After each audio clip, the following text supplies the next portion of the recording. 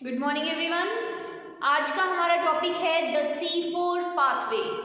Last lecture में मैंने C3 pathway के बारे में पढ़ाया था। C3 पाथवे में मैंने बोला था कि 3 स्टेप्स में ये पाथवे होता है, carboxylation, reduction and regeneration. Carboxylation में क्या हुआ था, हमारी एटमॉस्फेरिक कार्बन की फिक्सेशन हुई थी, देन हमारा 3 कार्बन का एक कंपाउंड बनकर आया था, एक प्रोडक्ट बनकर आया था, ठीक है, PGA जिसको हमने बोला था। देन हमारी शुगर की फॉर्मेशन हुई थी और हमारी किस तरह से दोबारा से RUBP की रीजेनरेशन हुई थी उसके बारे में सारा पढ़ाया गया था। ये इसलिए मैंने रिकॉल किया ये थोड़ा, क्योंकि आज भी ये चीज़ थोड़ी हमारी दोबारा से आएगी, तो इसलिए तुम्हें ये चीज़ याद होनी चाहिए। C4 पाथवे की अगर हम बात करें तो C4 पाथवे में प्लांट्स जो होते हैं ड्राई रीजन्स में जो हमारे अडॉप्ट हुए होते हैं, जो हमारे प्लांट्स ड्राई रीजन्स में ग्रो करते हैं, उनमें C4 पाथवे जो है फॉलो होता है।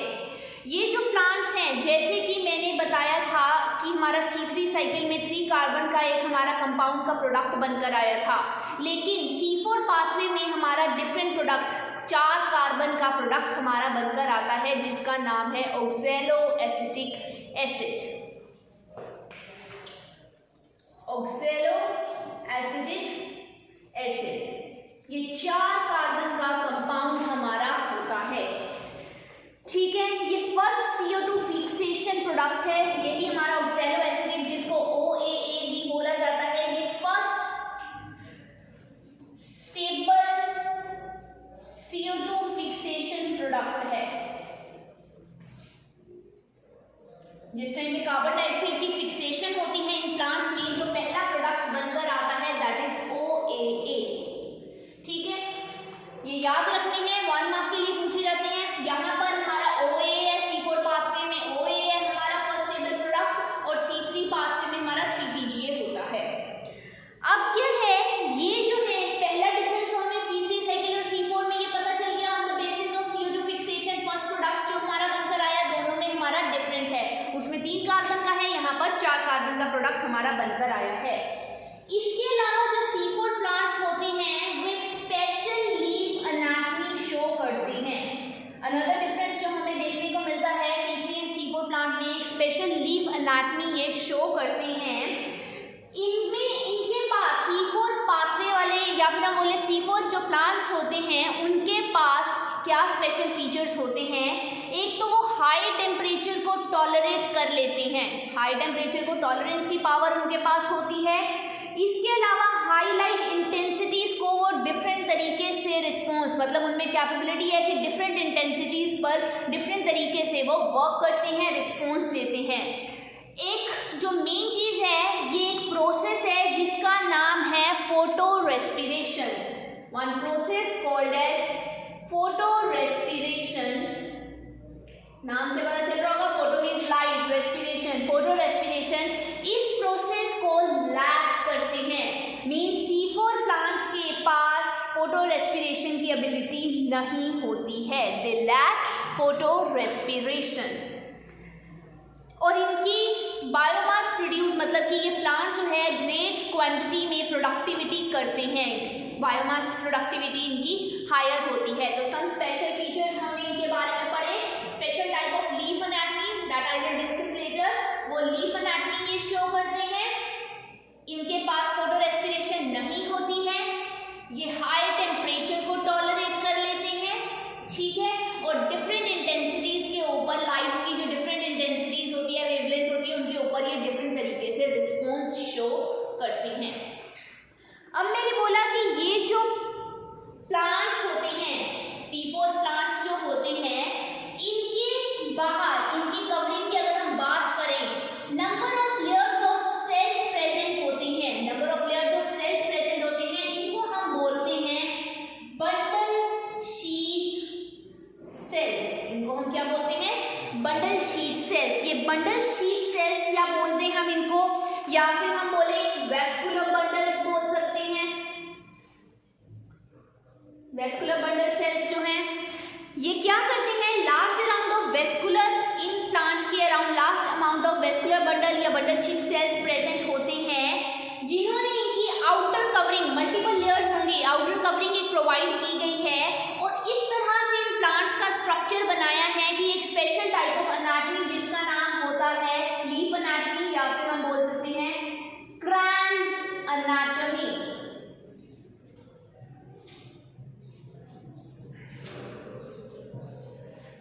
एनाटमी, ये एक special type of anatomy show करते हैं जिसका नाम है क्रैन्स एनाटमी। मींस इनके लीव्स के अराउंड, इनकी आउटर कवरिंग पे कुछ बंडल शीट सेल्स या वेस्कुलर बंडल्स हमारे प्रेजेंट होते हैं जो इनको एक स्पेशल अपीयरेंस प्रोवाइड करते हैं जिसको हम बोल देते हैं Kranz anatomy. Very important term to remember, Kranz anatomy. Kranz का मतलब होता है ब्रेथ।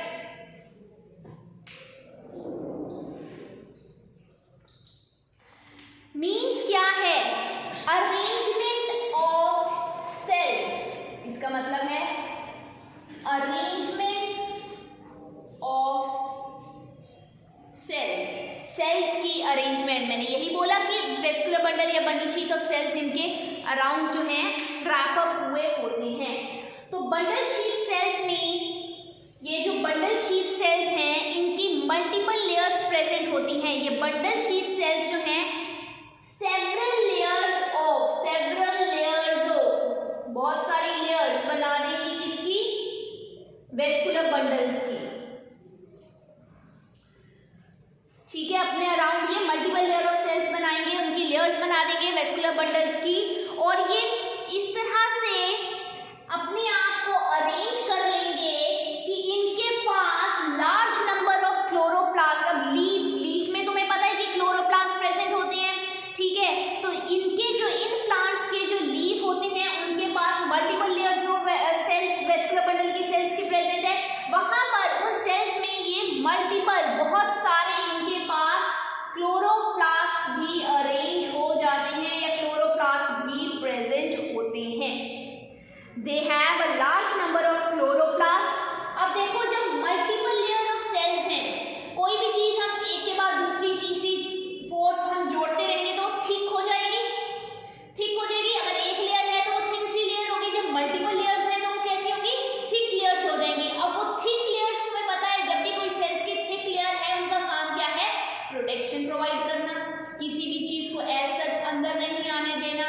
तो ये क्या करते हैं? ये जो सेल्स होते हैं ये अपनी थिक लेयर बना लेते हैं जिसकी वजह से इनमें ज्यादा गैसियस एक्सचेंज नहीं हो पाएगा। गैसियस एक्सचेंज तभी होगा जब ये अलाउ करेंगे, और इनमें अब बहुत सारे लेयर ऑफ सेल्स इतने साथ में जुड़ गए हैं कि इनके बीच में इंटरसेलुलर स्पेसेस भी प्रेजेंट नहीं होते हैं। हमने C4 प्लांट्स के कैरेक्टर की बात की, क्रैन्स एनाटमी की हमने बात की जो सिर्फ इन्हीं प्लांट्स में प्रेजेंट होती है। क्या है ये Kranz anatomy? Kranz anatomy means arrangement of cells की बात कर रहे हैं कि ये प्लांट्स ने अपने लीव्स के अराउंड इस तरह से अरेंजमेंट की है कि उनकी मल्टीपल लेयर्स उन्होंने बना दी है जो कि उनको प्रोटेक्शन प्रोवाइड कर रही है, इम्पीरियस टू गैसियस एक्सचेंज कर रही है। No intercellular spaces are present in these layers, और बहुत सारे क्लोरोप्लास्ट इन लेयर्स में प्रेजेंट होते हैं। So this is the Kranz anatomy. जैसे कि मेज में हम C4 प्लांट की बात कर रहे हैं, C4 प्लांट की एग्जांपल मेज आ जाएगी, सॉर्गम आ जाएगी। ये सारी इनमें क्रैन्स ऑफ एनाटमी जो है प्रेजेंट होती है, और साथ के साथ मीजोफिल सेल्स भी इनके पास प्रेजेंट होते हैं। कौन से cells? Mesophyll cells. Bundle sheath cells तो है ही है, वेस्कुलर सेल्स तो है ही है, साथ में मीजोफिल सेल्स भी इनके पास प्रेजेंट होते हैं।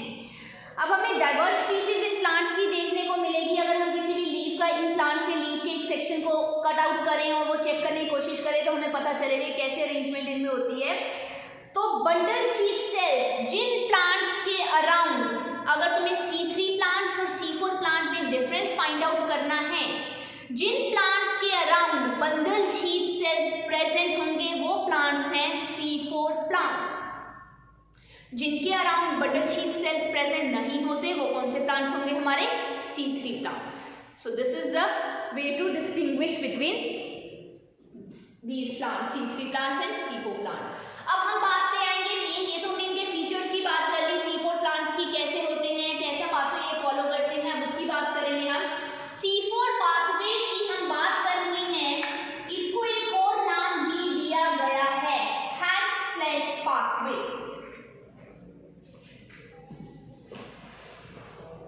हैच एंड स्लैग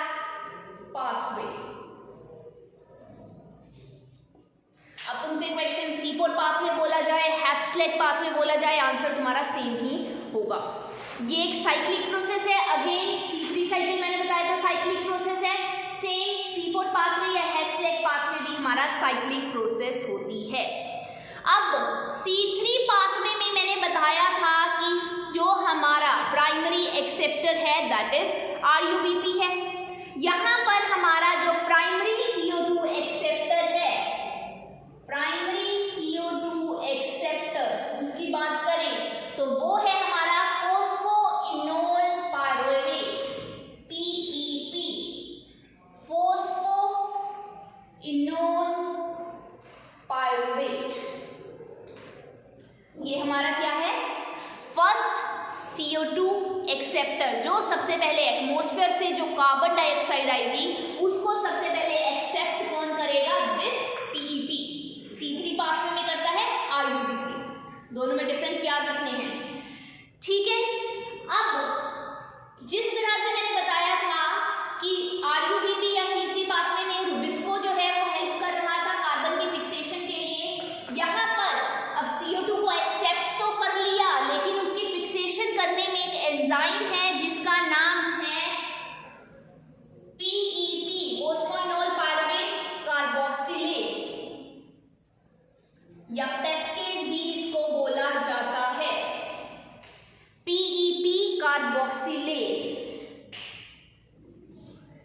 यहां पर एक मेन चीज याद रखने वाली है, जो मीजोफिल सेल्स होते हैं, जो मीजोफिल सेल्स मैंने बोला इनके पास मीजोफिल सेल्स भी प्रेजेंट होते हैं, they lack an enzyme, lack मतलब absence, lack an enzyme that is rubisco. वो एक एंजाइम है जिसका नाम है रुबिस्को। मीजोफिल सेल्स में ये एंजाइम प्रेजेंट नहीं होता है, इसीलिए दिस इज द रीजन कि जो C4 पाथवे है वो दो सेल्स में मतलब आपस में अरेंज हुए होते हैं, उनमें अकर करता है mesophyll cells and bundle sheath sales के अंदर। जो हमने कल किया था C3 पाथवे वो एक ही के अंदर कर रहा था, यहाँ पे हमारा C4 पाथवे जो है मीजोफिल सेल्स में रुबिस्को एंजाइम नहीं होता है, इनमें मीजोफिल सेल्स में हमारा पेप्टेज एंजाइम प्रेजेंट होता है। तो दो डिफरेंट सेल्स की जरूरत पड़ती है C4 पाथवे को कवर करने के लिए। अब हम पाथवे पे आते हैं।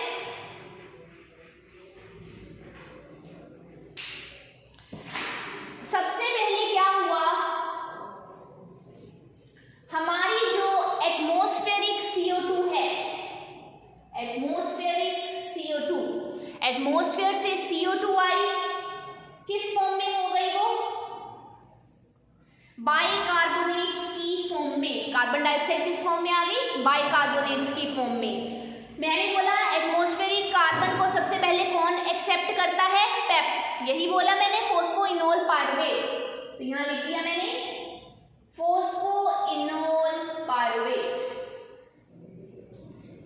ये क्या करेगा, इस कार्बन डाइऑक्साइड को हमारा एक्सेप्ट करेगा। इसने इसको एक्सेप्ट किया, इसकी कर दी इसने फिक्सेशन। एक्सेप्ट करने का मतलब क्या है, इसकी क्या कर दी इसने, फिक्सेशन कर दी, और फिक्सेशन करके इसने क्या बना दिया हमारा C4 एसिड। क्या बनाया हमारा C4 एसिड। अब ये C4 एसिड मैंने बताया था oxalo acetic acid, first stable compound हमारा कौन सा बनेगा, ऑक्सैलो एसिटिक एसिड। तो ये जो 4 कार्बन का हमारा ये हमारा बनकर आएगा, ये ऑक्सैलो एसिटिक एसिड भी हो सकता है। इसके अलावा अगर ऑक्सैलो एसिटिक एसिड नहीं बन रहा तो और कोई 4 कार्बन का कंपाउंड बन सकता है, जैसे कि मैलिक एसिड बन सकता है हमारा, या फिर एस्पार्टिक एसिड हमारा बन सकता है।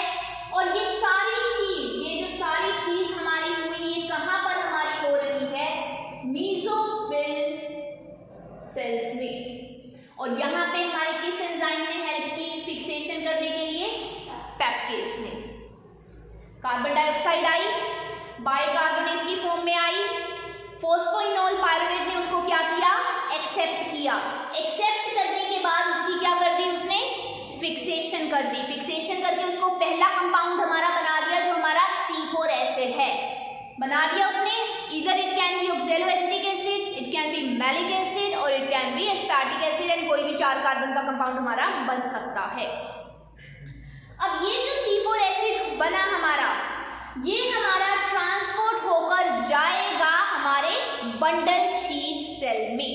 क्यों? क्योंकि हमें कार्बन डाइऑक्साइड की फिक्सेशन करनी है और मीसोफिल सेल्स के पास हमारा रुबिस्को एंजाइम प्रेजेंट नहीं है, इसलिए ये हमारा C4 एसिड ट्रांसपोर्ट होकर कहाँ पे चला जाएगा हमारे, अगर हम बात करें, ये ट्रांसपोर्ट होकर आया हमारा, ये जगह बताइए, मैंने यहां से एंटर किया, ये ट्रांसपोर्ट होकर हमारा कहाँ आ गया, ये बंडल शीट सेल्स में।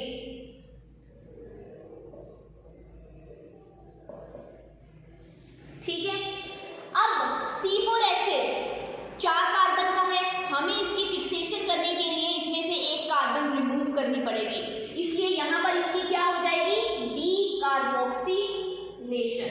क्या हो जाएगी इसकी, डीकार्बोक्सिलेशन। मींस डीकार्बोक्सिलेशन का मतलब ये है कि कार्बन डाइऑक्साइड का रिमूवल होना। अगर होता कार्बोक्सिलेशन मतलब कि कार्बन डाइऑक्साइड ऐड हो रही है, लेकिन ये डीकार्बोक्सिलेशन है, इट मींस कार्बन डाइऑक्साइड यहाँ से रिमूव हो रही है। अब एक कार्बन डाइऑक्साइड निकल जाएगी तो C3 एसिड बन जाएगा ये हमारा, ये ट्रांसपोर्ट होकर यहाँ पर आएगा हमारा। ठीक है, ये दोनों सेल्स, मीसोफिल सेल्स और बंडल शीट सेल्स जो है आपस में अगर कुछ एक्सचेंज कर पा रहे हैं, एक्सचेंज कर पा रहे हैं बिकॉज इनके बीच में प्लाज्मोडेस्माटा या कनेक्शन, इनके जो हमारे साइटोप्लाज्म्स हैं दोनों सेल के वो आपस में कनेक्टेड है, उसके थ्रू ये आगे ट्रांसपोर्ट कर पा रहे हैं। अब यहाँ से 1 acid is remove, 1 carbon dioxide is remove, C3 acid में ये कन्वर्ट हो गया। अब ये C3 एसिड दोबारा से हमारा कहाँ चला जाएगा, हमारे मीसोफिल सेल्स में। साइक्लिक प्रोसेस है, मीसोफिल सेल से पहले हमारी बंडल शीट सेल में कोई चीज आई या बंडल शीट सेल से वो वापस से कहाँ जाएगी, मीसोफिल सेल में, और ये साइकिल जो है बार बार चलता रहेगा। बार बार एटमॉस्फेयर से कार्बन डाइऑक्साइड आएगी, वो C4 एसिड में कन्वर्ट होगी, देन वो मीसोफिल सेल से बंडल शीट सेल में आएगी और वहां पर C3 एसिड की फॉर्म में कन्वर्ट होगी, और C3 एसिड दोबारा से हमारा ट्रांसपोर्ट होकर कहाँ जाएगा, मीसोफिल सेल में। अब ये जो CO2 हमारी थी, दिस CO2 जो यहाँ से ये रिमूव हुई है, अब ये CO2 हमारी किस पाथवे में चली जाएगी, कैल्विन साइकिल में। कहाँ चली जाएगी, कैल्विन साइकिल में। ठीक है, ये कैल्विन साइकिल में हमारी चलेगी, और ये जो C3 एसिड है ये दोबारा से हमारा ट्रांसपोर्ट होकर चला गया हमारे मीसोफिल सेल्स में, दोबारा से वहां ट्रांसपोर्ट होकर चला गया। अब दोबारा से ये एटमॉस्फेयर की CO2 से कंबाइन करने के लिए रेडी है, दोबारा से C4 एसिड की फॉर्म में आने के लिए रेडी है। यहाँ पर इसकी रीजेनरेशन होगी, रीजेनरेशन मतलब दोबारा से नेक्स्ट कार्बन डाइऑक्साइड एटमॉस्फेयर से आ रही है, इस C3 एसिड के साथ मिलकर वो फिर से C4 में कन्वर्ट हो जाएगी एंड दोबारा से वो बंडल शीट सेल में आएगी। इस तरह से हमारा ये पाथवे चलता रहेगा। तो मेन चीज जो नोटिस करने वाली है कि C4 पाथवे के अंदर भी कैल्विन साइकिल होता है। जो कैल्विन साइकिल लास्ट लेक्चर में तुम्हें पढ़ाया गया था वो यहाँ पर दोबारा से अकर करेगा, उसको मैं दोबारा डिटेल में नहीं बता रही कैल्विन साइकिल में क्या हो रहा है, लेकिन वो तुम पिछली वीडियो में देख सकते हो। कैल्विन साइकिल में ये CO2 एंटर कर जाएगी और वहां पर ये ग्लूकोज की फॉर्मेशन करेगी। वहां पर ये किसकी फॉर्मेशन करेगी, ग्लूकोज की फॉर्मेशन वहां पर होगी हमारी। और यहाँ पर तुम्हें पता है दोबारा से फिर पेप्टेज एंजाइम अपना काम करेगा, और यहाँ पर CO2 जो है कैल्विन साइकिल में इसलिए चली गई क्योंकि कैल्विन साइकिल में ये रुबिस्को नाम का एंजाइम प्रेजेंट होगा जो कि ये दोबारा से कार्बन डाइऑक्साइड की फिक्सेशन करने में हेल्प करेगा। ठीक है, तो इस तरह से ये हमारा साइकिल जो है फॉलो होता है।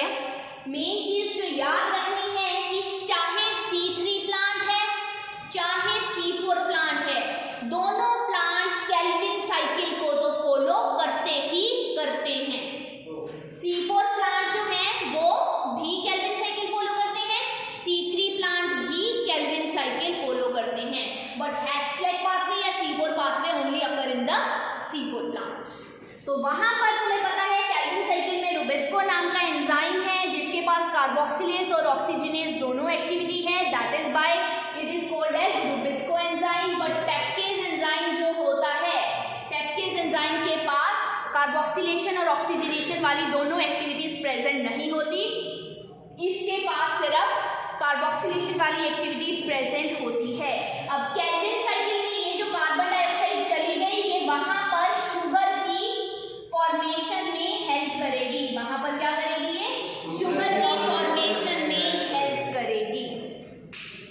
सो ये है हमारा C4 पाथवे। दोबारा से एक बार बता दिए, एटमॉस्फेरिक कार्बन डाइऑक्साइड आई, बाइकार्बोनेट्स की फॉर्म में गई, फॉस्फोइनोल पायरुवेट ने उसको एक्सेप्ट किया और पेप्टेज एंजाइम की हेल्प से उसकी फिक्सेशन करके C4 एसिड बना दिया, जो कि ऑक्सैलोएसिटिक एसिड, मैलिक एसिड या एस्पार्टिक एसिड हो सकता है।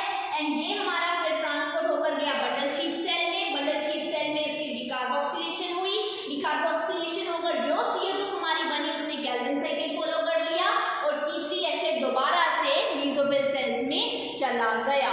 सो this is all about C4 pathway and Hatch Slack pathway. आज के लिए इतना ही करेंगे। Thank you very much.